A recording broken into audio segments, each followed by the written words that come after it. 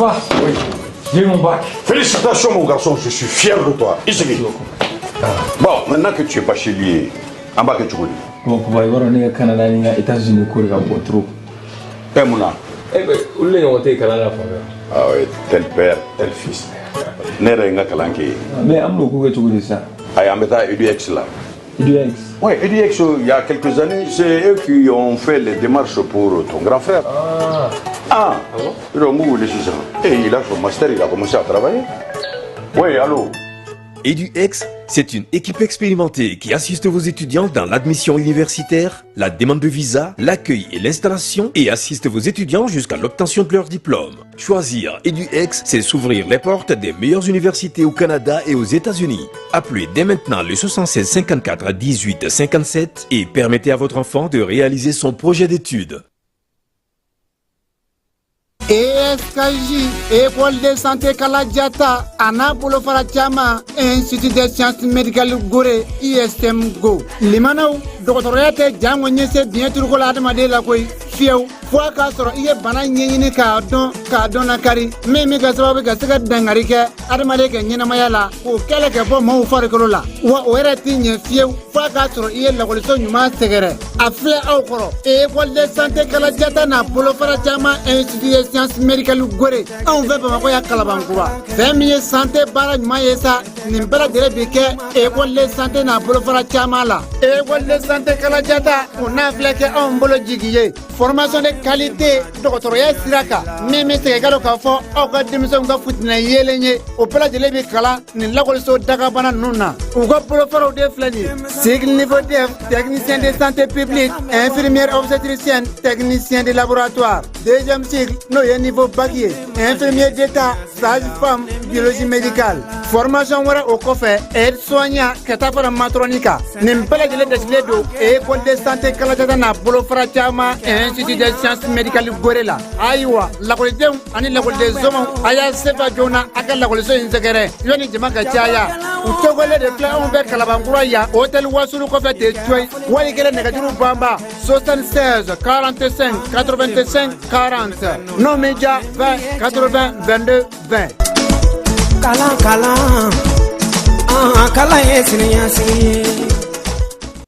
Dutri ni wari dafara e passé daka kasira dinamo sungalo e kungolo ati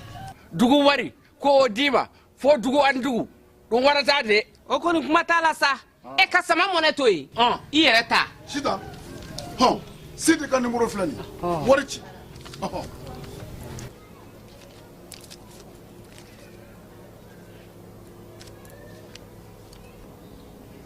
Wari sera.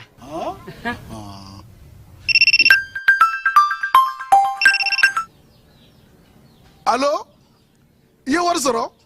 O ɲɛna. Tiɲɛ yɛrɛ la, ko ni sama bɛ maa min ɲɛ, ko n komi t'i gosi. Ngonga. Sama mɔnɛ i yɛrɛ ta a sɔngɔ ka nɔgɔn ni Mali wari ci sira bɛɛ ye dépôt ye fu ye wari bɛ ci fu ni application ye wa bɔsara ye musaka fitinin ye sama mɔnɛ ji ni courant bɛ sara n'a ye crédit bɛ ta n'a ye sanni feere bɛ kɛ n'a ye sama mɔnɛ nin y'anw maliyɛnw ta ye a y'a si filɛ ka nkalon bɔ n da.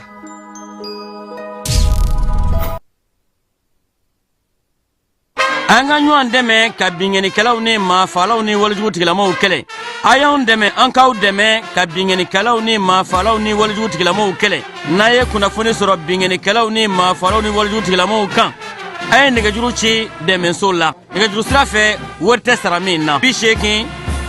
fu ni fu 11 20 walima 80 fu ni fu 11 22 walima 98 17 76 76 75 ngo 98 17 76 45.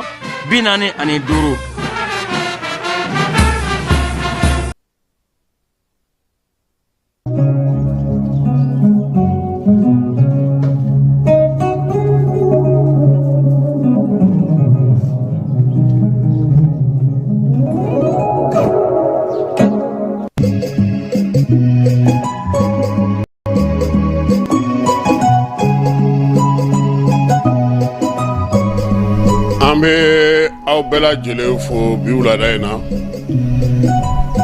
an ka wulada in na kibaruyaw bena tali kɛ min na o ye Bamako délégation spéciale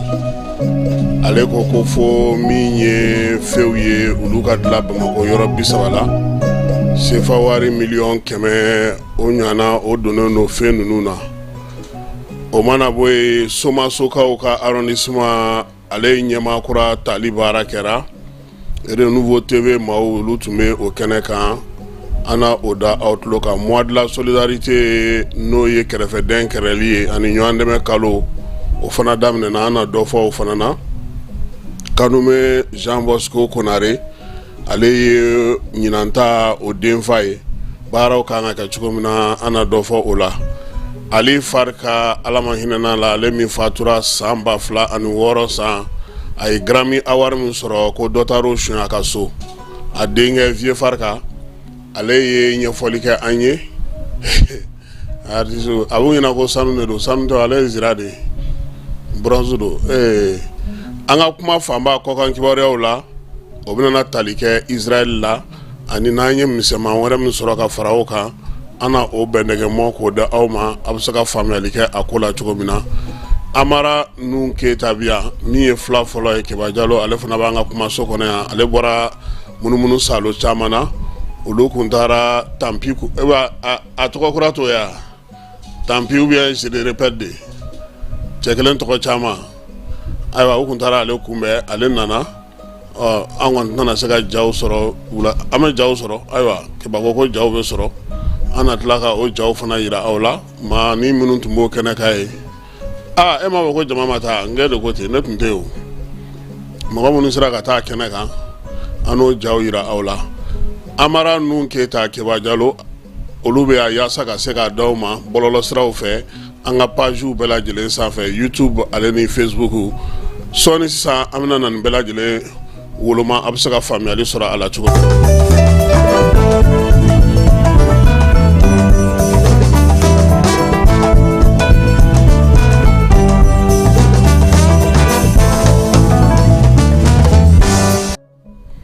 wulada in na an bɛ foli bila Alu Keita ana a ka baarakɛlaw ni a jɛɲɔgɔn bɛɛ lajɛlen ma bolibanakaw fɛ yen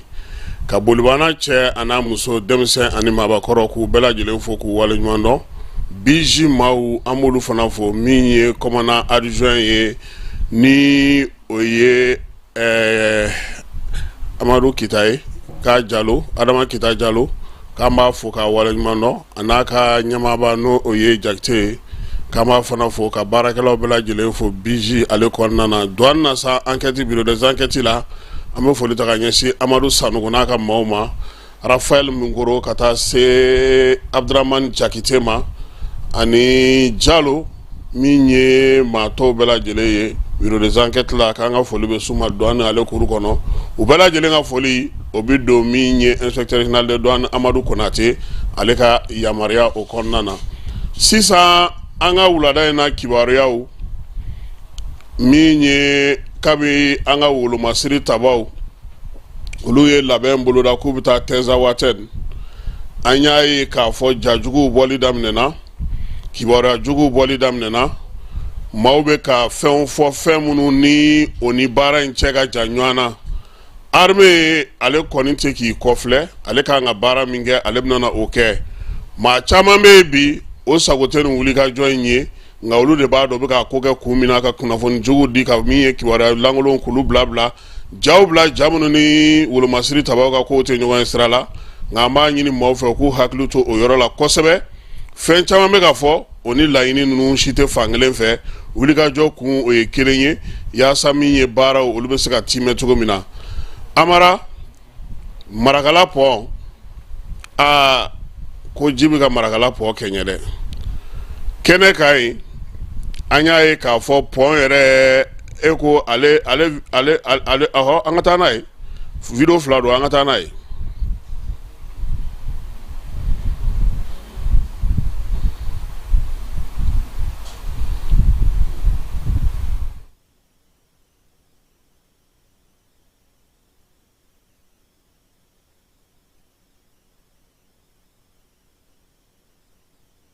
Voilà, Touré, vous voyez, le barrage est complètement effacé, quoi. Il y a tellement d'eau là. on est en train de faire encore des ouvertures. Donc, c'est à vous maintenant d'informer tous les riverains qui se trouvent à votre niveau là-bas qu'il y a encore de l'eau qui sont en cours de route. Voilà, merci. Aïwa, mi alsa marakalaye anga janga ni fana lame sabula o fana marakala ka yo bina mun fo yana anga kuma ale video in fana ale flana yi alhamdulillah rabbil alamin bashiru kulbari deni bawrki adde ni zanga ina annale do ayala marakala pona ya angema ka kodo marakala pona bi ani fami chey sambi seki kuma ani sambi durugo kuma ka marakala pon ka mina kuna katabla kuna ka belejele da bola jaja marakala pon adabide ja adabide jolubu to ko kuma da fo ko barko kolongolo ka barko langolo kolongolo ka ko ni bo kolongolo ko manga bola ko me ko mu vale do gazol la kiti manga mola on nyama ka baji mi marakala ya alhamdulillah rabbil alamin ni yasanja mangode ka yem marakala pona bi ambe ala fo kala barakada Ousmane Coulibaly ko bi to ko de bamange era de la kan yawa non ma delegani yere ma delegani Baza Coulibaly de non ma delegani ke kuy ni nyama ke folo de ni nyama ke Allah yere tsiko la kala ko duwa je bande be e bolo ka kerina Baza Coulibaly de ani bajini Coulibaly de amin amin amin amin amin jeli nefa abe ala fo ka ala barakada marakala ka debi nya yoro yoro ka be fo ka be wala nyumando seku ka bi yoro yoro ka be fo ka be wala nyumando nyande marakala de nyande marakala e pomfla mi nyonje dami dugu ani jigi dugu ni baraji ni jora ka bila ka ke faso kono fenye fem be na be lakale farafina kono ni point fem bayda ni point joro badi berena ni jowati kan se bima sancha makudu mais on ye fait do marakala bayi ve anyama nga chokoro bawuda amake olu yara tlela olu fana kuma me boro de la ko ndela ka marakala pona ya ka marakala ba ko fe ji ana nyefe ji ka bega kelinyi ni nana ni kunu ye ba teme ka tay ko fe ba teme ka na nyefe ala première fois ne ka ye nyana wanna na fana nyanko mada afla do mada anya ngwa ajila awo yetala ali jima jafolo assalamu alaikum Aïwa abora ka min fo san sabula mi marakala ye pongo ni tebe kun tisaka ka koro ka sobya ke baraji ngani ji yele la fana se ko fo baraji yere kangoro la ma okoro bi bo po côté do na kata côté do fe ako amano kone ni yeli aywa fona la e sijandi mama walma ni jima ke côté ke fenye olu de bisega oye amina bamako kono bamako mi ye délégation spéciale akoko pano munumbe no olu ye circulation pano ye ku be halakiledo uye jate mingesa bi saba nyona ubina ode dlano oye pano circulaire fait tricolore ye mumba to temanini jolu bela jele menyene bo bingenema nugujima aleni urojima ode koni pano ode do abe jojo yorola uya ira ka fosa ko ni zeinta sefa war million keme ana kungan fait délégation spéciale anyama no ye Bala Traoré ku yedo do ala ke bajalo tuma kenega sogomada na e jamu surango ululaje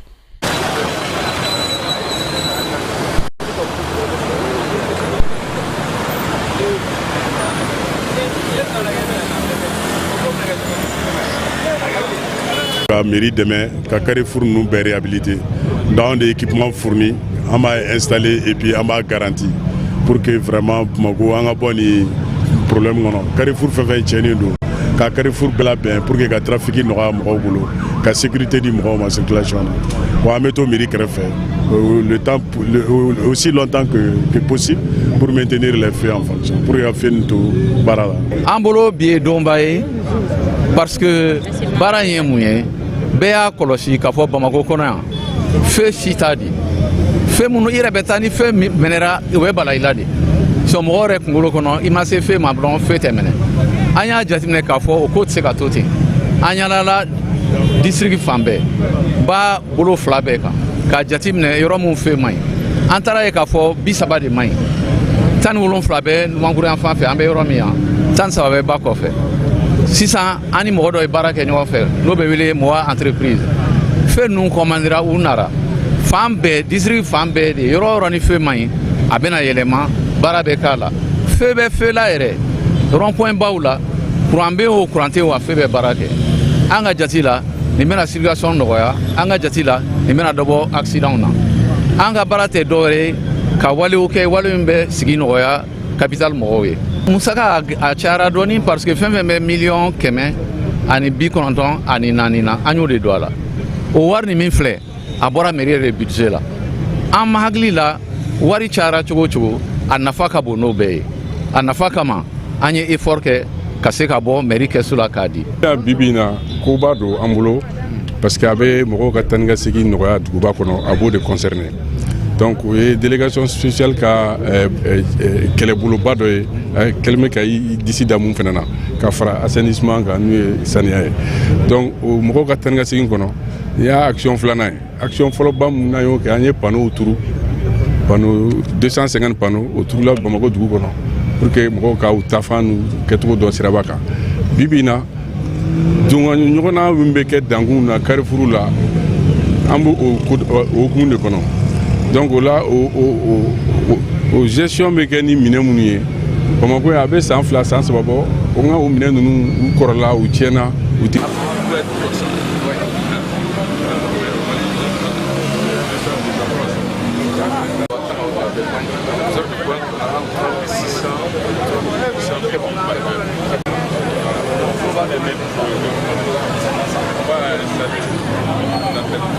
marché bon donc i tɛ se ka taa ni ka segin nɔgɔya mɔgɔw bolo n'i ma fɛɛrɛ kɛ k'o fɔ yɔrɔ fana lajɛ o de la yɔrɔ 30 bɛ yen Bamako an bɛna o minɛnw falen k'a kɛ minɛn minnu dabɔra yɛrɛ ka mɔgɔw ka taa ni ka segin nɔgɔya ani ka lakana lana yɔrɔw la donc bi opération a fanba o ye ka minɛnw falen an b'a fɔ min ma feu tricolore k'u falen k'u kɛ kura ye feu tricolore ninnu 13 bɛ ba numayan fan fɛ dugu kɔnɔna la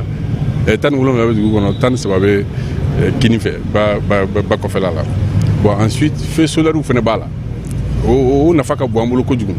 parce que an donna feu solaire ko la tuma min na an donna la ni hakilina dɔ de ye pour que mɔgɔw géreli u ka déplacement na a kana jɔ ni kurantigɛ a kana jɔ ni fɛn wɛrɛ ye donc an ye feu fɔlɔw installé solaire bon olu fana ces dernières années olu fana tun tiɲɛna donc nin ye occasion ye olu fana lakuraya walasa olu fana bɛ continuer k'u ka baara kɛ taa ni ka segin bɛ nɔgɔya mɔgɔw ma cogoya min na. Ne tɔgɔ Ya Sangare ka bɔ Amdala ye feu de circulation bon a nafa belebele de b'a la surtout bon a kɛkun an population yɛrɛ de an bɛ se ka ɲɔgɔn kisi accident ni kasara juguw ma parce que ni feu ye rouge bɔ mɔgɔ dɔ bɛ yen o bɛ verti la bon priorité bɛ verti tigi bolo a b'ale kunna a bɛ verti la fo ale ka taa e dun mun minɛlen don rouge la e fana bɛna forcer ka taa de bɛɛ bɛna ni kasara ye ala k'an kisi ni bɔ bɛ se ka k'a la bon quand même mun kɔni ka di ne ye population bɛɛ ka feu respecté n'a feu respecté a bɛ se ka siraban kasara a b'a dɔgɔya o wololekan min bɛ ne bolo nin ye tiɲɛ yɛrɛ la kɔni n'an bɛɛ sera ka circulation respecté ka polisiw fana bonya ka fara a kan ni polisiw jɔlen don ni feu banna wagati min na ni polisiw ye mɔgɔ min na jɔ i k'i jɔ ni polisiw ko mɔgɔ min ka taga i ka taga o de kɔni ka di ne ye. ayiwa Bamakɔkaw a ye kuma mɛn feu ko bɛɛ lajɛlen k'i hakili to a la feu 30 o de bɛna na dilan kura ye kiba an b'a fɔ délégation spéciale président ye a kun k'a bɛɛ kɛ panneau solaire ye mankan kun bɛ ban pewu wa an yɛrɛ b'a ɲini fana Mali gouvernement mɔgɔw fɛ pont ampoule ninnu k'u bɛɛ yɛlɛma k'u kɛ panneau ye u k'a bɔ fɛ viadigi nafa ye mun ye kurantigɛ ko kuma tɛ yen o e yɛrɛ k'a lajɛ kuma dɔ la i bɛ yɛlɛ pont kan pont fankelen yelen fankelen dibi ye donc u ka nin feu kuran ko in bɛɛ bɔ a la dɔrɔn hali o yɛrɛ dɔrɔn tɛ yɔrɔba fɛn fɛn bɛ jamana kɔnɔ Bamako kɔnɔ u k'a bɛɛ kɛ panneau solaire ni kuran tɛ ka sigi sen kan Babini ko kalo 4 tɛmɛna a tɛ k'a améliorer ta tɛ ka mɛnɛ si tɛ ka bɔ mɔgɔ t'a dɔn min bɛ ka kɛ a kuma tɛ ka fɔ mɔgɔ ɲɛna n'o tɛ an kan ka taa chantier visiter sa ale de ko kalo 4 k'a bɛ kuran di ale yɛrɛ de b'a fɔ kalo 4 tɛmɛna a tɛ ka améliorer kuran bɛ tigɛli la su ni tile an yɛrɛ kun ɲɛna n ko tile 2 in ka fisa mais bi est ce que an ye heure 3 yɛrɛ sɔrɔ a la yɛrɛ an ma heure 3 sɔrɔ a la donc u k'a lajɛ u ka yɛlɛma don a kɛcogo la panneau fɛn fɛn bɛ Bamako n'a bɛ marché kuran na kɛnɛma kuran u k'a bɛɛ kɛ panneau solaire ye carré bɛɛ parce que a nafa ye mun ye dibi bɛ ka min da mɔgɔw kan bi ala kelen de b'a dɔn donc ya nu ka taa poto ninnu jɔ tuguni ka fɛnw kɛ n'i ye viadigi sira in ta k'a lajɛ i bɛ taa i sago la i bɛ segin i sago la kurantigɛ ko kuma t'a la sanna ko kuma t'a la pɔn saba b'an bolo ala barika la mais pɔn saba bɛɛ lajɛlen baaralen don fɛn na kuma la i bɛ pɔn daminɛ kɛ dɔrɔn kuran bɛ yen i bɛna don bi la fo ka taa se yɔrɔ la donc u k'a lajɛ yɔrɔba fɛn fɛn bɛ jamana in kɔnɔ u k'a yɔrɔba bɛɛ kɛ panneau solaire ye lampadaire solaire yɛrɛ sɔngɔ yɛrɛ ka nɔgɔ bi cogo min na gouvernement yɛrɛ man ka dɛsɛ ka pɔn saba in kɛ o ye joona yɛrɛ mɔgɔ ka bɔ nin degun ninnu kɔnɔna na yelen k'a lajɛ i bɛ bɔ Balabugu pɔn na ka na se fo Tour d'Afrique la yan kuma la i b'a sɔrɔ a bɛɛ ye dibi o ye kɔlɔkɔlɔ ye mais ni u y'a kɛ panneau lampadaire ye sisan bɛɛ bɛ lafiya su ni tile n'a y'u diya u b'a mɛnɛnen to donc u k'a lajɛ u k'a falen mɔgɔ minnu kɔni ye viadigi sira in ta dilan u ye baara ɲɛnama kɛ parce que lampadaire de do a tɛ kuran na a bɛ mɛnɛ su ani tile yelen bɛ kuma bɛɛ mɔgɔ tɛ kurantigɛ ye et puis bɛɛ bɛ mago ɲɛ a yelen na donc u ka fan tɔ bɛɛ ta kɛ ten hali olu yɛrɛ ka gouvernement yɛrɛ dalala ninnu fɛnw la yanni kurantigɛ mana kɛ a bɛ kɛ dibikuruba ye au moins yɔrɔ dɔ ka sɔrɔ mɔgɔ bɛ se k'u ni lahinɛ yɔrɔ min na ni panneau solaire yanni binu ka ko in ka ɲɛnabɔ parce que binu ta in yɛrɛ mɔgɔ t'a dɔn a bɛ taa dabolo min yɛrɛ la yɛrɛ tuguni non fala de tun taara ye wa bɛ kɛba de tun taara ye Sanankɔrɔ wa a yɛrɛ de y'a fɔ o nk'ale de ko ten ko kalo 4 dɔrɔn k'u bɛ kuran dili daminɛ an ma a ko bɛ cogo min k'a ɲɛfɔ an ɲɛna an ka faamu n'an bɔra yen an bɛ taa Somaso yanni an ka se Somaso le chef de la sécurité de la cité administrative a ye tabali gosi gendarme do n kɔni t'a tɔgɔ dɔn fɔlɔ mais cité administrative kɔnɔ a ye yɔrɔ bɛɛ lajɛlen yanni attaque yɛrɛ cɛ fɔlɔ mobili o mobili bɛ yen ko gouvernement t'a dɔn k'a jɔlen don kale kan a y'a bɛɛ lajɛlen labɔ ka taga n'o ye fɛn na fɔlɔ garage administrative la gouvernement ka mobili tiɲɛnen a ko k'o bila yɔrɔ tɛ cité o kɔfɛ a ko maa o maa e ta de ye mobili ko ye cité kɔnɔ i ta ye baaramisɛnnin ye cité kɔnɔ a y'o tile 2 na a y'o ban pewu cité du Niger cité UNICEF administrative kɔnɔna na bi maa maa bɛ yen k'i bɛ don ka taa feereli kɛ i tɛ jɔ yen a lamini feerelikɛla mɔgɔ tɛ jɔ yen kɔnɔna na ne yɛrɛ tun tɛ nin kalama yɛrɛ kibaja aw mɛnna an kan dɛ ko kiosque 10 o de tun bɛ cité kɔnɔ minnu bɛ dumuni feere ninnu kɛ a y'a 10 bɛɛ datugu maa maa bɛ yen k'o ye fonctionnaire ko dɔw taara delili kɛ ko ka u to yen k'u bɛn'u dahirimɛ de ɲini a ko ayi sariya de fɔra ale bɛ sariya de bato dɔw fana nana ko minnu bɛ yen k'u bɛ mobili ko a ko yan tɛ mobili ko yɔrɔ ye i ka chauffeur b'i bolo sɔgɔma n'a wulila a k'i ka mobili ko i ka so i ka na n'i seginna i ka taa wa i b'a dɔn ko u taara ka taa cɛ nɔfɛ k'u bɛ taa deli de koyi gendarmerie ma sɔn dɛ a ko feerelikɛla o tɛ don yen a y'a fɔ gendarme olu de bɛ da la fana minnu bɛ na ka na an nana nin feere nin o tɛ don yen minnu tun b'a kɔnɔ n'o ye kiosque ye 10 a y'o datugu maa minnu b'a lamini na a y'olu bɛɛ lajɛlen na wuli wa ka tila ka instruction de a ka gendarme denmisɛnnin ma ni mɔgɔ donna ka équipe min to yen a taalen ni feerelikɛla cɛ dɛ a b'a ni e de cɛ parce que ale y'a ka instruction di e de kan k'a bato ni mɔgɔ minɛna mobili ko la cité kɔnɔ n bɛna taa nin gendarmekɛ in ɲini k'a tɔgɔ dɔn k'a f'a ye u kɔni ko chef sécurité cité administrative de don k'a tɛ sɔn dɛ faama caman taara deli ko au moins k'u ka mobili ka ko a ko yen tɛ mobili ko yɔrɔ ye ne ni ɲango dɔw ko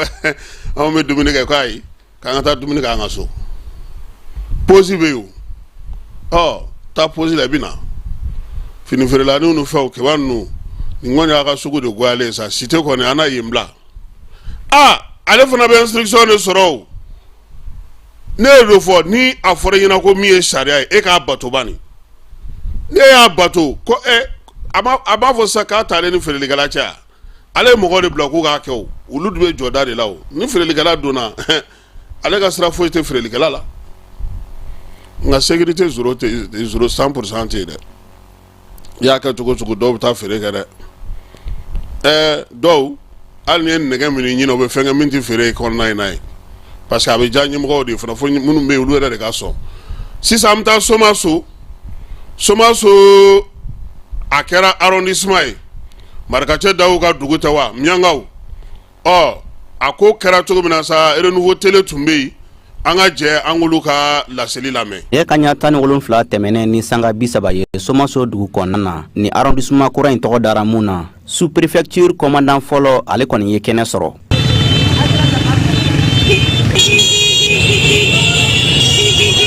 a selen kɔfɛ dugu kɔnɔna na duguden bɛɛ lajɛlen jɛla nin k'a sɛnsɛn kɛcogo ɲuman na nin ka taa n'a ye bɛlɛnin tɔgɔ dalen bɛ yɔrɔ kɛrɛnkɛrɛnnen mun na Somaso walasa ka taa bisimila i n'a fɔ ani bisimilali mun ka kan.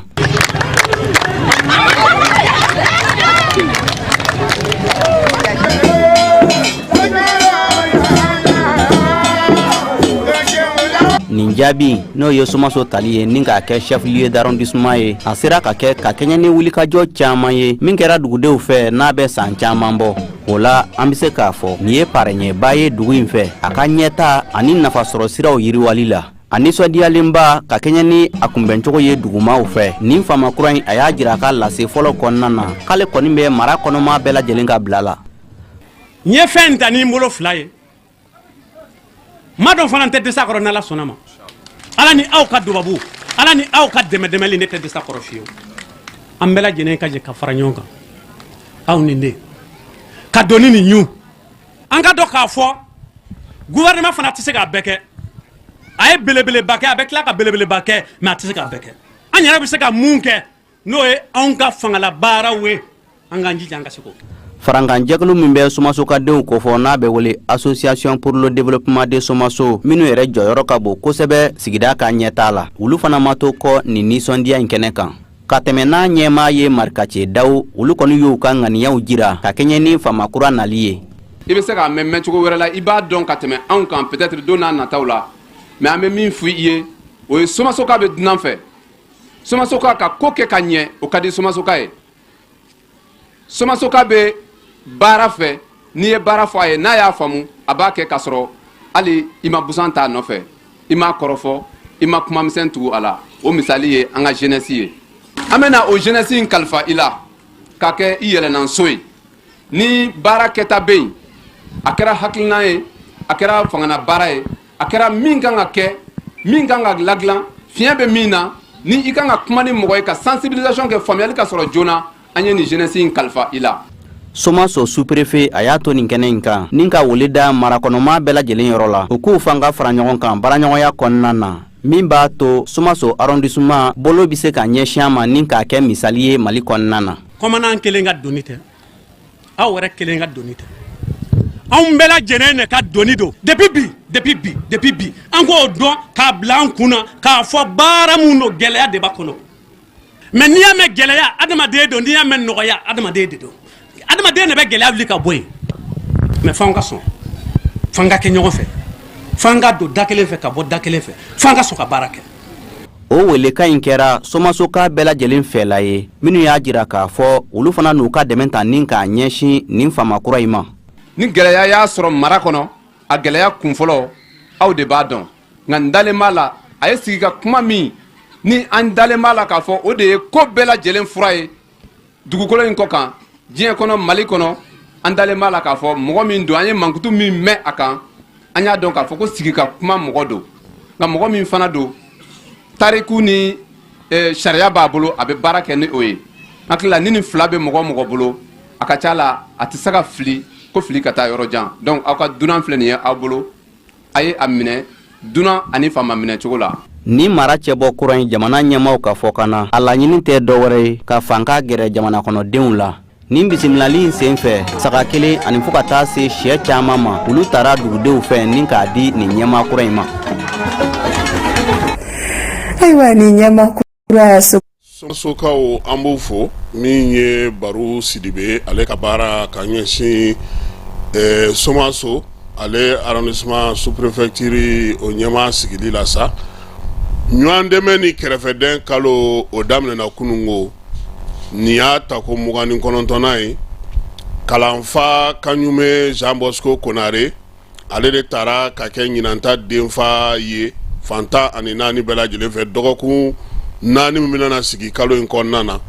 min ye baro sigi ye o kɛra sa kalo tile fɔlɔ min ye Kaɲume Jean Bosco Konare ale yɛrɛ tun bɛ o kɛnɛ kan ka taa se minisiriso min bɛ kɛrɛfɛdɛn ale ni kɛnɛya ko kunna an ka jamana kɔnɔ olu bɛɛ lajɛlen tun bɛ yen maakɔrɔw ka so waleya in ale kɛra ye sabula ɲinanta in u y'a yira sa k'a fɔ ko o bɛna kɛ dɛmɛ ye ka se maaw ma sanji ale degun don maa min kun ani fasoden ɲumanya wale k'o sinsin min ye ni maa ma falen ye n'o o taara ka bila nin ko in kunna sa n'o ye Kaɲume Jean Bosco Konare ye ministère de la santé secrétaire général n'o ye Ablaye Gino ye a ko ko waleya in yɛrɛ kɛkun ye maa minnu bɛ yen bi n'olu bɛ degun kɔnɔna na sanji degun ye sera maa minnu ma maa minnu bɛ yen n'olu y'u sigiyɔrɔw bila minnu bɛ yen ni ji bɛ ka don olu ka hali bi ka se ka olu dɛmɛ nin kalo in kɔnɔna na o kana kɛ kɛrɛfɛdɛn ye so tɛ maa minnu bolo minnu bɛ so sigiyɔrɔ kɛra sanji yɛrɛ tɛmɛsiraw ye ko o na kɛ ko nin na kɛ sababu ye ka se ka olu ɲɛji cɛ min ye parrain national ye ni ko in denfadilegi bɛ ale kunna ɲina Kaɲume Jean Bosco Konare ale kɔni officier de l'ordre national ye han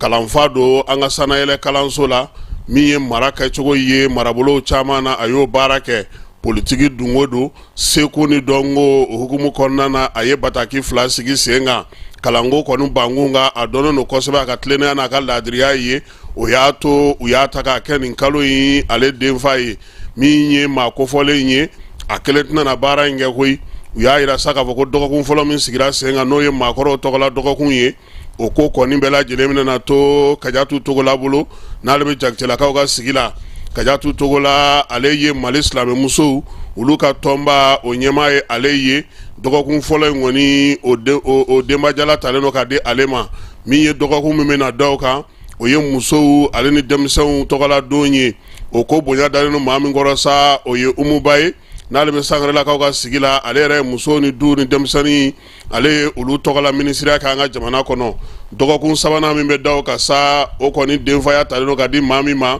o ye an ka dɔfɛ maa ye n'o ye professeur Eli Kamate professeur Eli Kamate ale kɔni bɛna kɛ dɔgɔkun ye sa dɔgɔkun bɛ tali kɛ maa minnu bɛ yen ni lujura bɛ olu la a dɔgɔkun laban n'o y'a dɔgɔkun 4nan ye o denfaya o talen don ka di maa min ma o y'an ka ntolatira kɔrɔ ye n'o ye Seydou Keita ni bɛɛ lajɛlen b'a wele ko Seydou Bilen kunnafonidilaw olu ye ɲininkali caman kɛ baara in kɛcogo kan a kɛcogo ɲuman a n'a bɛna kɛ cogo di u y'a yira k'a fɔ ko nin dɔgɔkun in kɔni fɔlɔ in kɔni kɔnɔna na maakɔrɔw don bɛna taa kɛ olu kan k'olu kumaɲɔgɔnya maa min ka kɔrɔ ni Bamakɔ bɛɛ ye jamanakuntigi ale na t'o fɛ yen commune o commune n'o ye sigidaw ye n'an bɛ se k'a fɔ sa ko arrondissement 7 min bɛ Bamakɔ kɔnɔna na bi calatigɛ jɛkulu ɲɛmaaw n'o ye institution ye olu fana na munumunu saalo kɛ ka t'olu fana fɛ yen maakɔrɔ min bɛ commune bɛɛ lajɛlen kɔnɔna na ka taa bonyamasegin kɛ olu ye dɔgɔkun in k'a na kɛ hinɛ ye a na kɛ dɛmɛ ye wa ni maa o maa i b'a fɛ ka dɛmɛ ta ka ɲɛsin maa o ma sanjiko hukumu kɔnɔna na i senfa i ka taa Asa Bajalo fɛ yen a ko bɛɛ lajɛlen a b'a ale bolo min ye n'i m'o sɔrɔ i ka Jean Bosco yɛrɛ wele koyi sabula ale de talen don ka kɛ ko in bɛɛ lajɛlen dɔgɔkun kalo kelen ale a denfaya bɛ ale bolo kɔkan kibaruw la an bɛ taa Israɛlkaw fɛ yen an y'a ye k'a fɔ min ye u ka faaba ye Irankaw olu kɔni ye goni jigin kan dɛ Iran k'a daminɛ kunungo surɔ la fo ka taa se dugujɛ waati ma sa olu kɔni ye u ka kabakolo bɛɛ lajɛlen kɛ finman ye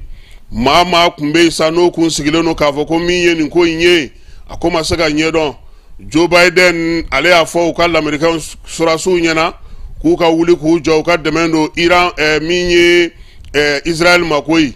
min ye Nations Unies ye ale ye welewelema kɛ ko yaasa wulikajɔ ka se ka kɛ min ye nin ko in ye a bɛ se ka dala sa cogo min o hukumu kelen kɔnɔna na Israël u ka jamana ni jamana cɛ sira ɲɛnabɔ minisiri a ko ko Ala kana Antonio Guterres ci a sen ka se olu fɛ yen dɛ k'u t'a fɛ ka y'u ɲɛna u t'a fɛ a ka se Israël bi a ka se Israël sini Israëlkaw fɛn mara yɔrɔba mun b'u bolo n'o y'u ka maramafɛn mara yɔrɔbaw ye e ko ko Iran ma dangari o la wa sabula Israël yɛrɛ ka se a ka wasa a b'a disi gosi ni fɛn min ye n'o ɲɔgɔnna tɛ maa bolo n'u b'a fɔ ma ko dôme de fer ko Iran ye yen susu koyi Iran ka susuli ma da o ma koyi fɛn o fɛn bɛ yen n'o ye yɔrɔ ma falen ye ni yɔrɔ bɛ yen ni maa bɛ se k'i ɲɛda yɔrɔ minnu kan k'u y'olu susu Iran yɛrɛ ministre min bɛ u ka wolomasiri tabaw ka ko kunna a ko k'olu ye yɔrɔ minnu gosi k'olu tɔgɔ filɛ nin ye min ye Mossad ka base ye Tel Aviv k'u y'o gosi u ka base aérienne n'o ye Nevatimi u y'o yen gosi base aérienne fana bɛ n'o ye Arzat Sirini u y'o yen gosi radar minnu bɛ n'o ye FDA o baara u y'o gosi min ye yɔrɔbaw ye sa char combat minnu ɲɔgɔnna tɛ ma Israël kaw bolo o mara yɔrɔ k'u ye nin yɔrɔ ninnu de susu Israël ko k'a t'a fɛ ka maa kumakan mɛn han ko bɛɛ ka bɔ ani Iran cɛ k'a bɛ Iran dakolo ci k'a filenkolon ci k'a bila yɔrɔ la yɔrɔ min na ni da tɛ se ka maga kuma na tuguni nka ko gundo dɔ bɛ yen min ye Iran ye a ka wulikajɔ sera o gundo in ma dɛ o gundo min bɛ yen ni lamɛrikaw yɛrɛ kɛlen don k'o subahana mansinw sigi ɲɔgɔn kan k'o di Israël ma e ko u ye tiɲɛni kɛ yen dɛ n y'a sɔrɔ denmisɛnw na ye yen ni lɔgɔbɛ n'a bɛɛ ye o hukumu kɔnɔna na Irisi ale tɔgɔ bɛ kuma in na ko Irisi ye minɛn dɔw di Iran ma o minɛn ninnu k'o y'a to a ye susuli in kɛ han nka nin waati in na an bɛ min fara nin kan kibaruya di yɔrɔ kibaruya dibaga a bɛ taa min kanu na n'a bɛ taa min juguya la o bɛ dépend maaw ka jamanaw an'u ka taabolow la an'u ka kow kuntilenna n'u ka kow ye cogo la min kɔni bɛ yen k'o ye tiɲɛ ye Iran ale kɔni taara bi Iraki kan Israël kan u y'a yira fana k'a fɔ ko nin waati laban in na min ye Israël ye k'a kun ye Iran tɔɔrɔ han maaba tɛ maaba la ɲɛmaa tɛ ɲɛmaa la min yɛrɛ ye Tehran n'o y'u ka faaba ye u ka ɲɛmaabaw Hezbollah ɲɛmaaw dɔgɔkun laban ninnu na fana u ye maa caman de fa min ye ninnu ka maaw la wa ko kɔmasegin o de filɛ nin ye Iran ale kɔni y'a yira k'a fɔ ko yan'a ka wulikajɔ in a ye jateminɛ caman kɛ dɛ wa a labɛnnen don kɛlɛ sugu bɛɛ la ka ɲɛsin Israël ma u ka bombe atomique yɔrɔ wɛrɛ min bɛ yen an y'a mɛn wulada in na sa ko min ye Joe Biden ye ale ko Ala kana Israël ci dɛ k'u dimina cogo o cogo k'u kana taa se Iran ka nucléaire ninnu ma dɛ ko n'u sera o ma k'o ye on ont fini on ont tout ye dɛ sisan an bɛ segin ka na Bamako Ali Farka a denkɛ a ko k'a fa ye Grammy Award min sɔrɔ k'a tununa a tununa cogo di an ka Vieux Farka lamɛn ale ka ɲɛfɔli k'an y'o ko la Ali Farka Ture n'ale kun y'an ka seko ani dɔnko tigilamaba ye min ni Ala y'a miniji dɔgɔya ka bɛn san 2006 wagatiw ma ale kɛra mɔgɔ fɔlɔ ye min garisɛgɛ donna Grammy Award jɔnjɔn na ka bɛn san 1995 wagatiw la a denkɛ Vieux Farka seginnen ka bɔ a ka taama dɔw la a y'a jateminɛ k'a fɔ ko nin jɔnjɔn kofɔlen in t'a bila yɔrɔ la ne kɔni bɔra kalama le 25 ni mois yɛrɛ septembre denkunu bɛ kɛ dɔrɔn u bɛ yan dayɛlɛ mɔgɔ bɛ denkunu k'a kɔnɔ du kɔnɔ mɔgɔw denkunu dɔ kɛra ici le 7 an ye vidéo lagɛ an y'a ye a tigi ye Grammy tɛmɛ a ye nin de ta k'a bila yen donc i bɛ tɛmɛ i hakili tɛ boli a kan parce que i b'a ye vide tɛ quoi fɛn dɔ b'a la donc c'est comme ça a kɛra ten donc an ye vidéo lagɛ donc ce qui veut dire que le 7 là Grammy tun tɛ yan déjà ni Grammy Award jɔnjɔn min tun ne filɛ nin o de tun ye jɔnjɔn ye a ye min sɔrɔ a kelen na fila tɔw sɔrɔla ani Tumani Jabate Ala ma hinɛ n'a la a n'o ka baaraɲɔgɔnya hukumu kɔnɔ Grammy 3 de bɛ tun bɛ yan an y'a 3 bɛ bila yan festival tuma ani mɔgɔ dɔw bɛ na ko k'olu bɛ fɛ ka Grammy ye u y'a tɔgɔ ye u ma deli k'a mɛn bon ne hakili la an b'a bila pour que mɔgɔw ka se ka na ɲɛnajɛ la mɔgɔ caman bɛ na u bɛ photow ta la ka taa bon a dabɔra o de kama an taara polisiw nɔfɛ an y'a fɔ polisiw ye donc olu nana u ye constat kɛ k'a lagɛ a suyana cogo min tout ça la bon da kɔni ma kari foyi a ka n'a bila parce que n'a hakili la ko sanu ou bien fɛn de don foyi tɛ fɛngɛ de don comment on appelle bronze de don mais ni yɛrɛ tɛ c'est sa distinction mun don a dira mun kama c'est ça qui o de ye importance ye Vieux Farka ka fɔ la Ali Farka Ala ma hinɛ n'a la a y'a jeniyɔrɔ fin Mali seko ani dɔnko nasira fɛ min b'a yira k'a fɔ nin jɔnjɔn kofɔlen ye maliyɛn bɛɛ lajɛlen de ta ye a kana k'a tigi kɔnɔ ko anw dɔrɔn ta don nin ye maliyɛn bɛɛ de ta ye donc n'a mɔgɔ min y'a ye n'a bɛ mɔgɔ min bolo a k'a dɛn ka nana ye parce que nin bɛ di minnu ye ko kɛ fo k'a se a dan na a bɛ d'olu de ma ne yɛrɛ dabara parce que fɔlɔ ne dabara banna mɔgɔ bɛ se ka ta cogo min ne yɛrɛ n tununa quoi parce que n ko adamaden bɛ se ka na jamana kuturu ka fɛn ta i bɛ taa mun k'a la i tɛna se ka k'i tɔgɔ la i tɛ se ka foyi k'a la fɛn mun digira n na a digira famille bɛɛ la maintenant an bɛ k'a ɲɛɲini ni mɔgɔ min y'a ta vraiment ni Ala ka mɔgɔ don a k'a bila a ka tɛmɛ n'a a y'a ta cogo min a kana bila ten sɛgɛsɛgɛliw bɛ sen na 5e arrondissement fintigilakaw fɛ yaasa tɛgɛ bɛ se ka da cogoya min na nin jɔnjɔn in tabaga kan an bɛ dugawu kɛ min ye ali farika tɔgɔla jɔnjɔn in ye ala k'a don garisɛgɛ la nka nin ko in a ma nɔgɔn senegalikaw fɛ yen olu ka dege karamɔgɔ n'o ye Aliou Cissé tɛ yan ko on s'en finit avec lui aussi ko k'a ka taa so ko baara ko a banna sisan an bɛ taa Joro n'an taara Joro an bɛ taa Farakɔ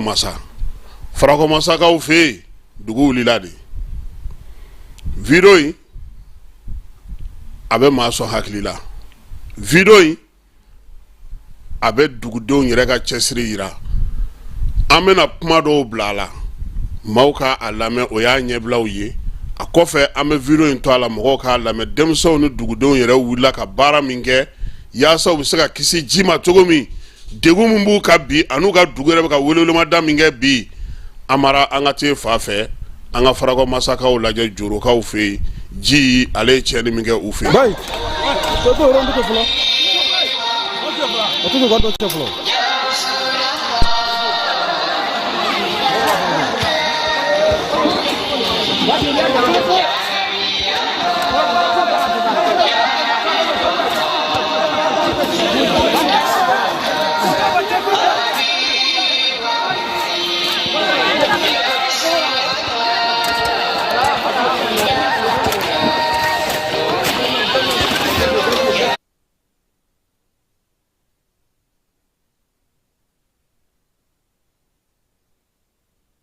Kasim ni video ni bon le kab damne na kamni ende wogati bon ambolo ko amna no ya batna no ya bo pierre ta jugara do be ka frajiga to do be ka frajiga bon aduna tugu kono yere bo machine groupe mun na pour ka jisama olu be be ka dogoya akokoro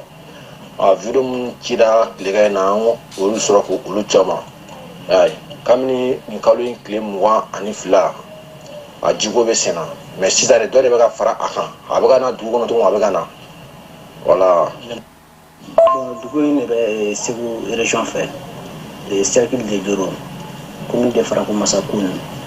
le masa du ne ko kun du ne woye quoi ya on va de ko na bide va de ko na bire on ne ma il fait rap les pour que jamana ka bo akalama jamana nyimo ka bo akalama oh ni nga deme mi fere me mi mbulo na farla nga ala le be jama ka ku bai ndo ala ka ga here o de kundo ka chima salamu alaykum Kasim dugu ne be Segu région fait anga cercle le Joro yi mais anga commune ya Farakɔ masai dugu ndo ko kunu vraiment avec Joro ni markala ni ko cedi abolo franjel la Joro. Salam alaikum groupe de jeunesse de Kuno an kɔni se dugawu de ɲɛ ka ko n yɛrɛ taara a kuma fɛ ka taa ka dugawu yɛrɛ bolo da zawo kabini a daminɛ na an bɛ dugawu la an hakili la ko an bɛna nɔgɔya waati o waati a bɛ ka wuli ka taa fɛ a ko bɛ ala bolo n'ala latigɛ min bɛ na a bɛ ka ala ta de ala ka latigɛ ko ɲuman na ala k'an bɛɛ lajɛlen dɛmɛ ala ka saw ɲɔgɔn kan ka laɲiniw sabati n'o tɛ nin ko cɛ nin bɛ k'an kɔnɔ gan yan dɛ walahi zinde bata kɛlɛ la i bɛ bili sanfɛ dɛ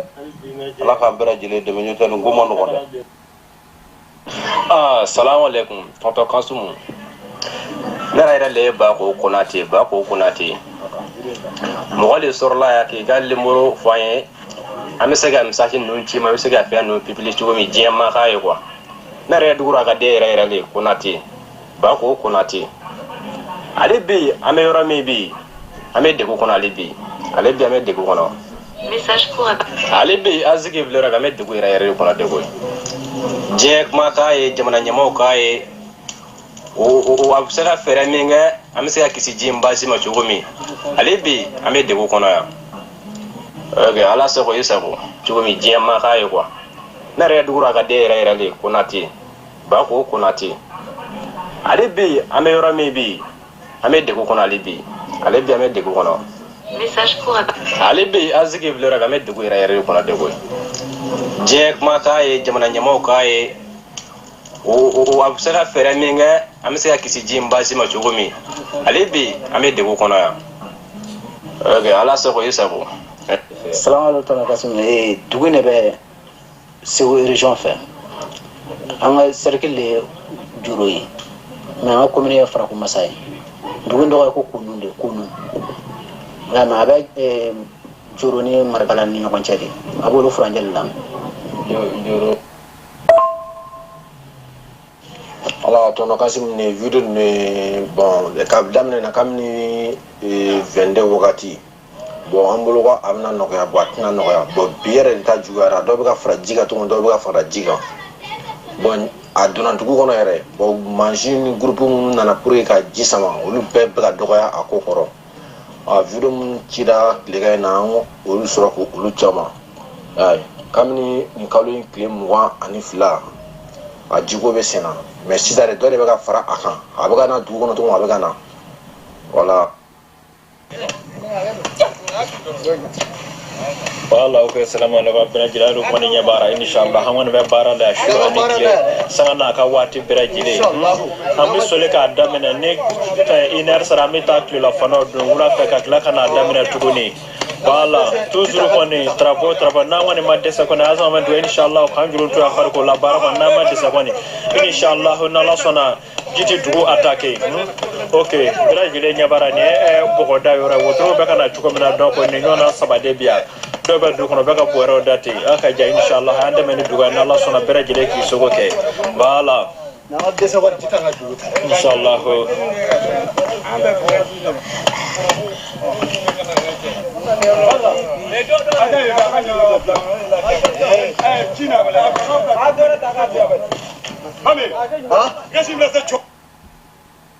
Salam alaikum groupe de jeunesse de Kuno. An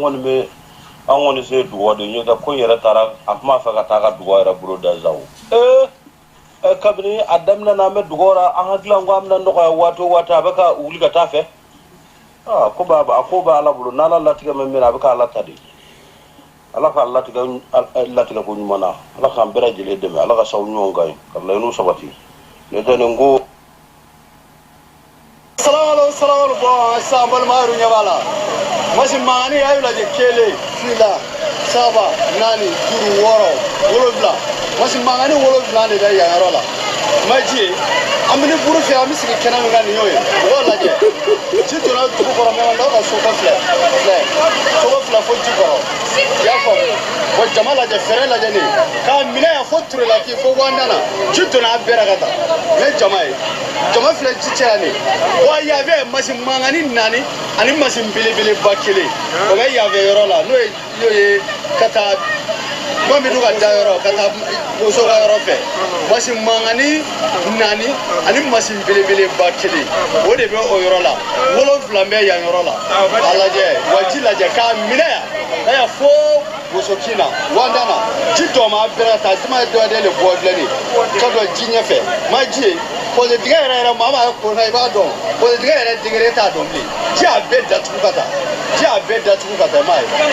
sawoni ami tuoke ami tuoke mai mes je sokoro difla sokoro difla yoro fla era ta pose diga era digere do ma ndoti ala je ngete jira kula pose diga kono le fle me pose diga be da tuku ka minaya kata fo wandana abe fara jira kata ya jama bi bɔ cogo min jama bi bɔ cogo an bɛ dugawu kɛ ala ka sababu ɲuman k'a ye wa jama de bɛ suru an bɛ taa so le nɔfɛ mɔgɔ ka minɛn minnu bɛ yen dɔw bɛ se ka bɔ cogo min na ɲɔtɛ ji donna mɔgɔ ka so kan an bɛ dugawu kɛ hali bi ala k'an dɛmɛ wala pɔsɛ a degere ti dɔn bilen a degere ti dɔn bilen walayi jama bɔra ji filɛ fo so kɔnɔ an taw so la mɔgɔ ka du kɔnɔ ji de bɛ ka kabi ka bɔ ba bɛ tila ka ji kabi ka bɔ so kɔnɔ wa an ɲɛ tɛ ji la an bɛ ji kɔnɔ la ka taa kɔni ji jɛ filɛ ka taa ji bɛ ka taa dugu kɔnɔ de dugu kɔnɔ ji bɛ ka taa walahi masi mangani wolonfila o de sigi mɛ yan masi mangani naani ani belebele baden kelen ji sama masi min ka maloforo kɔrɔ kelen y'a ye walahi a bɛɛ de bɛ ka taa wallahi ji bɛ ka samata ji bɛ ka sa bari sanji nana ka bonya ka ban gari ka ji do dugu kɔnɔ y'a ye mɛ mɔgɔ ka du kɔnɔ a y'a fɔ cogo min na b'ale wulilen don ka ji do du kɔnɔ mɔgɔ ka minɛnw i bɛ se minɛ i b'o bɔ fɔlɔ ka ji kabi ka bɔ i b'a fɔ maa t'a kuncɛ yɔrɔ dɔn n'an sera la a bɛ bɔ a kalama n'an ma sara an bɛ bɔ a kalama an bɛ dugawu kɛ ala ka an sera ala k'an sera Voilà, machine est sifflée. Asime abi sama chomi aba flipi aba sama bora munu ndaya fiye da kile ko be ji duna dura me jini bora dai maya jini bora da ambara to mu ho sene mu ho bara sibe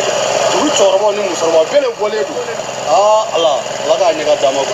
na du wala wala no e kata mu ho fle baji chare be baji di baji e bora kalinga du ko no di ya mai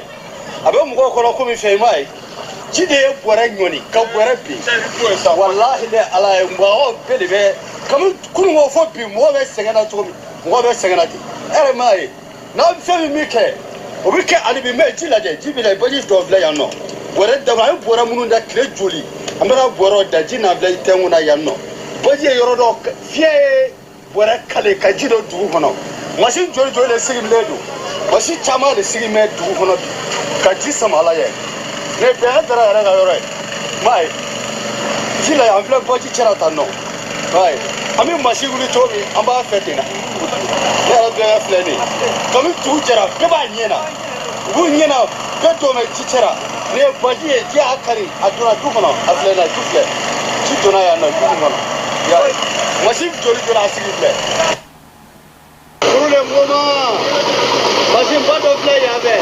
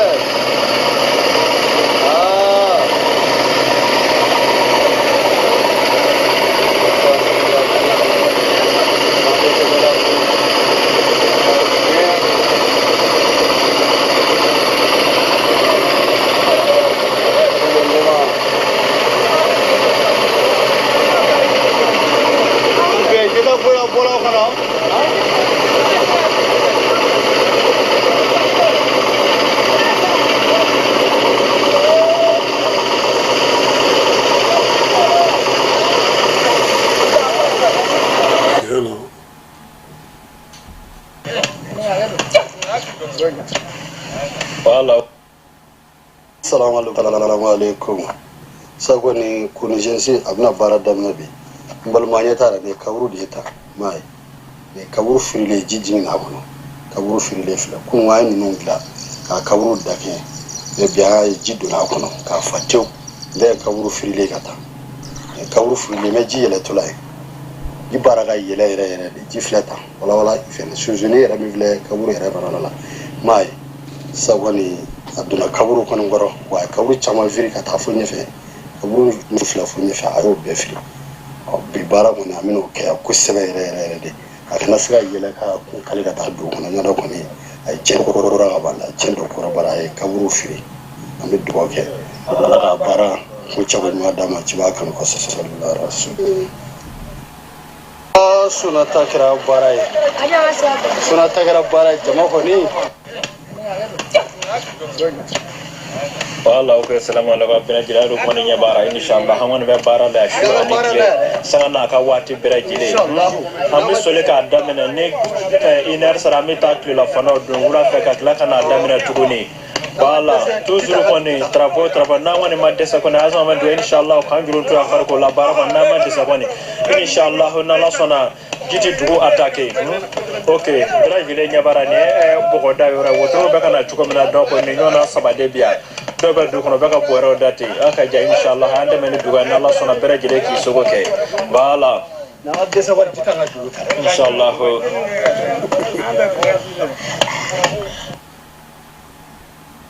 sunata kira barai jama ko ni alhamdulillah lai abla mai wallahi jama fe fa ji ba ainin barin ga ji mai ji a mai dali teo kabi dugu jɛra mɔgɔ bɛ baara la fo sisan fitiri selila ka sago same baara la mɔgɔ taar'u lafiya dɔɔni dɔrɔn ji ye kari daminɛ tuguni nka cɛ jama lajɛ fan bɛɛ fɛ m'a ye bila jama ta ɲinɛ jama lajɛ dugu bɛɛ bɔlen don an bɛ ka nin baara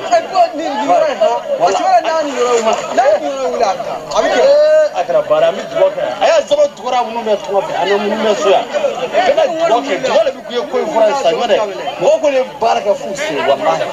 mɔgɔ ye baara kɛ f'u se mɔgɔ ka sababu ɲuman kan ɲɔgɔn a ma nɔgɔ dɛ ok merci n'ala sɔnna an baara ayiwa nin ye kununkaw ye joro mara la keba e ma nin video ta dɛ nin ye dugulamaw yɛrɛ ka video talen k'a monter k'a ci an ma a n'a kumakanw an b'u fo k'a fɔ gouvernement ye nin ye kunu ye se b'olu ye ka se ka video ci ni ɲɔgɔnna caman de bɛ jamana in kɔnɔ an b'a dɔn k'a fɔ u bɛ baara la k'u hakili to nin dugu ninnu bɛɛ lajɛlen na wa dugu ninnu fana bɛ min ɲini maaw fɛ u ka danganda to yen fɔlɔ yanni waati cɛ u ka sigiyɔrɔw falen sabula ji min don o de yɛrɛ ɲɛ b'a la u bɛ ka fɛn bɛɛ kɛ moto pɔnpuw taara pɔncɛnw dara an mana taa sufɛ ji bɛ tila ka tuguni ka na bɛɛ kɛ ka taa n'a ye ba de falen don olu yɛrɛ ye marakalaba ye aw dun bɛ ba ni pɔn baraji ni kote dɔ in de cɛ joro bɛ fan dɔ in de fɛ donc a ko a ma nɔgɔn bɛɛ k'a lajɛ maa bɛ sanji tɛmɛyɔrɔ la min bɛ kɔbolo la babolo la dugu minnu bɛ fɛnw na a ye yɔrɔw bila a ka yɔrɔ ɲini fɔlɔ n'o tɛ nin ji kunbɛli tɛ se ka k'a fura ye nka an bɛ dugawu kɛ halisa ala k'an ka jamana kisi ala k'an ka jamana tanga min ye bi wulada in na ta an b'o jɔ yan an b'a nu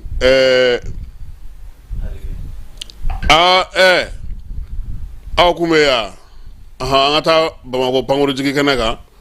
minnu tun bɛ min ye ministre d'État ministre de l'administration territoriale porte-parole du gouvernement Ablaye Mayiga colonel Ablaye Mayiga ale kunbɛli la keba tun bɛ wulada in na a ye jaamu sɔrɔ an ka jɛ k'o lajɛ. E mɔgɔ cira a cira Mali tɔgɔ la faso tɔgɔ la an bɛɛ tɔgɔ la ne ci ɲa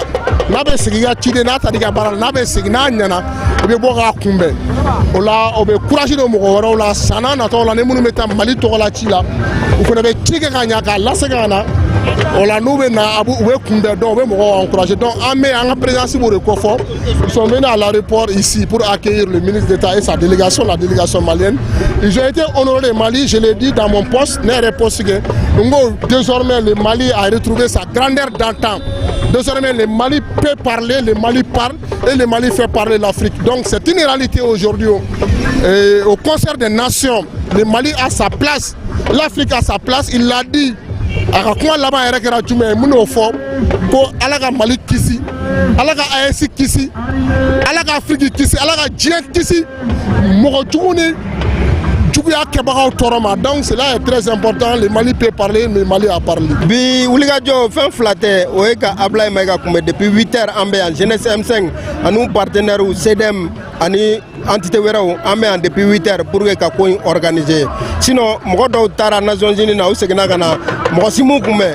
alhamdulillah bɛɛ de bɔra a yɛrɛ ma mɔgɔ si ma wele bɛɛ de initiative ta yɛrɛ que ça soit CDM que ça soit jeunesse M5 que ça soit Front Populaire du Mali bɛɛ de bɔra pour que ka Abdoulaye Mayiga kunbɛn parce que a ye kuma mun fɔ a taara Mali jimi sira fɛ a ye kuma mun fɔ Mali ye réalité de don même si à l'intérieur ni dɔw y'a essayer ka kumaw lagosi fo primature yɛrɛ kɔnɔna na donc an b'o condamner déjà. donc an bɛ yan bi k'an ka nisɔndiya yira k'a yira an ka ministre d'État la k'a yira an ka autorités la ko les Maliens sont derrière eux combat bɛ ka mener c'est pour le peuple donc le peuple doit être mobilisé pour soutenir ces autorités. ne tɔgɔ ye Maretu Jara ka bɔ Misira min ye se yan nɔ n balimakɛ den de Ablaye Mayiga ye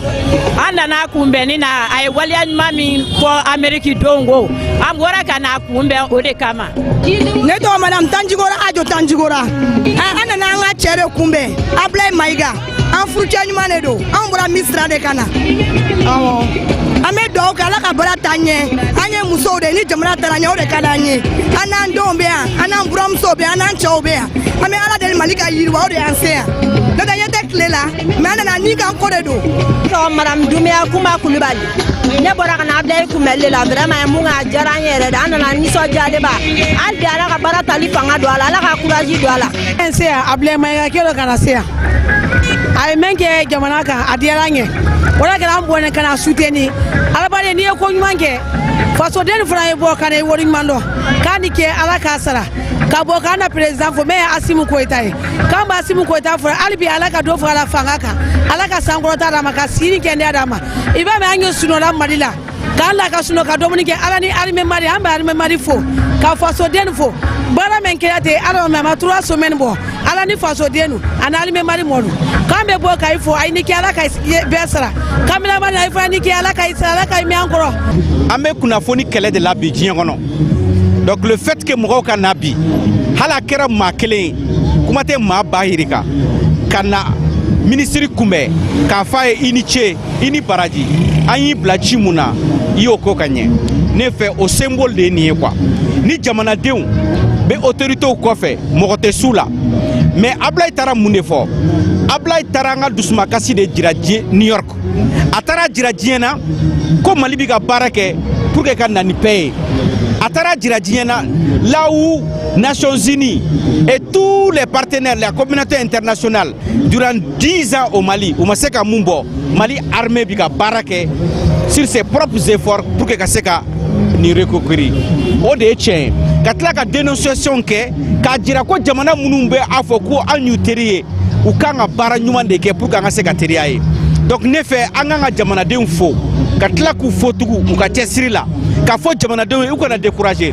fɛn mun bɛ jouer la bi c'est pour décourager les Maliens c'est pour montrer aux Maliens que an bɛ kɛlɛ mun na tiɲɛ tɛ ka sɔrɔ bɛɛ a ka di bɛɛ ye i ka yɛlɛma hɔrɔnya i k'o sɔrɔ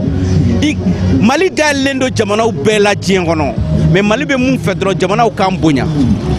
an b'u bonya cogo min u k'an bonya u k'an ka yɛlɛma hɔrɔnya bonya Maliens ka nafa sɔrɔ Maliens ka intérêt bɛ yɔrɔ min an b'o de défend donc ne fɛ n bɛ jamanadenw fo mun bɔra bi yan dɔrɔn tɛ dɛ hali taara olem fan fɛ mɔgɔw jɔlen do yen i bɛ taa boulevard fan fɛ mɔgɔw jɔlen do ça veut dire que mɔgɔw b'u yɛrɛ ye discours la. Mohamed Diawara, le président d'honneur du Front populaire des jeunes du Mali. A taara jamanadenw bɛɛ tɔgɔ de la Nations Unies na comme san o san o b'a kɛ donc a ye malidenw kunna wolo a y'a yira Nations Unies kɔnɔ ko la souveraineté du Mali ne négocie pas donc c'est pour cela siɲɛ fɔlɔ la a ye Mali ka défense min kɛ pour la souveraineté du pays nin fana a y'o ɲɔgɔn kelen kɛ donc nous les Front populaire an y'a ŋaniya o la mɔgɔw ka bɔ an ka kunbɛn ka se k'an ka nisɔndiya yira a la a taara président ka ci min na alhamdulilayi ci ɲuman sera voilà. Ayiwa an b'a fɔ sa ko nin bɛ dan sigi an ka kunnafoni na n'Ala sɔnna a ma sini sɔgɔma an na segin nin video in kan parce que ale bɔra k'a sɔrɔ an ka baaraw olu banna n'Ala sɔnna a ma an bɛ segin a kan pour que mɔgɔw ka se k'a ye cogo min na k'a faamuya kuma minnu fɔra a kɔnɔna na u nafa ka bon kosɛbɛ Amara Nuhu Keyita k'i fo Keba Jalo k'i yɛrɛ fo i ka wulikajɔ ni cɛsiri ni ka taa kɛnɛw kan ka taa jaw ta ka na n'u ye a ma nɔgɔn kuma tɛ bi na Bamakɔ kɔnɔna na ko dɔ bɛ yɔrɔw jalen don kosɛbɛ Ala ka sini yira an na Ala ka labanko ɲuman d'an bɛɛ lajɛlen ma sini kɛnɛ ni labanko ɲuman jamana Ala k'a basigi Ala k'a kolo suma